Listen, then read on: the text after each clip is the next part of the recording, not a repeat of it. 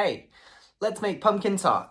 For the ingredients, butter at room temperature, icing sugar, cornstarch, 1 medium egg, flour.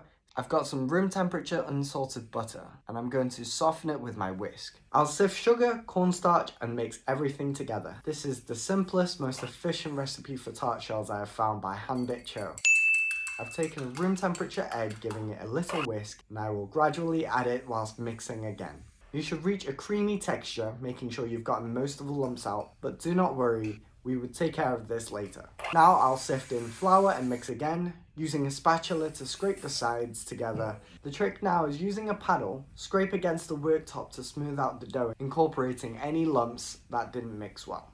You'll do this for all of the dough until homogenous. You can actually see I have some non-stick silicone mat to work this on, because the dough can get quite sticky as it gets warm. For ease, you can do this on baking parchment to roll out to desired thickness, avoiding use of flour. Once you're done, we will let it rest in the fridge for an hour or two. If you're in more of a hurry, you can also freeze this really quickly for 10-20 minutes. We will be using a perforated tart ring. Make sure you butter the tart ring before you start, so I'm taking the paper that wraps the butter, and with the heat of my finger, spread some butter onto the tart ring.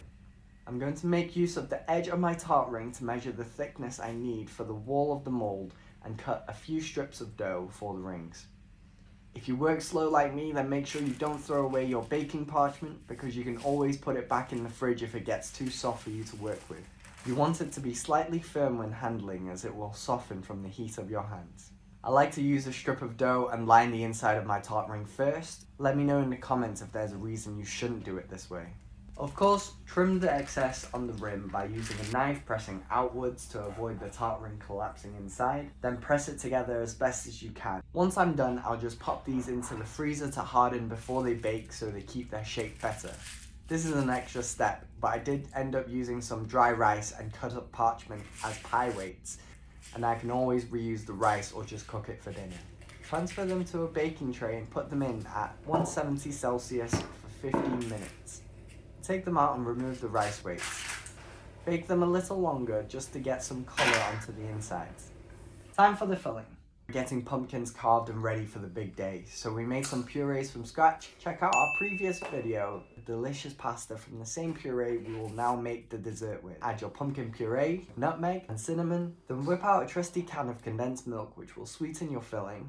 Give it a good mix until it's all incorporated. Now crack 2 eggs into a bowl. Whisk them up, and then you will temper with warm cream so you don't end up with scrambled eggs. At this point, you can add a dash of vanilla before pouring in the hot puree mixture.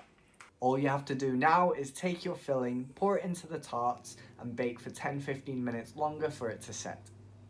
As you can see, I forgot the alarm, but I made it just in time before things got out of hand.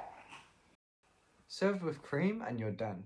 Gotta say, I've never had pumpkin pie before, but it's quite tasty given it's packed full of veg. Hope you enjoyed watching. Like, share and subscribe for more. Check out our Instagram page for more delicious creations.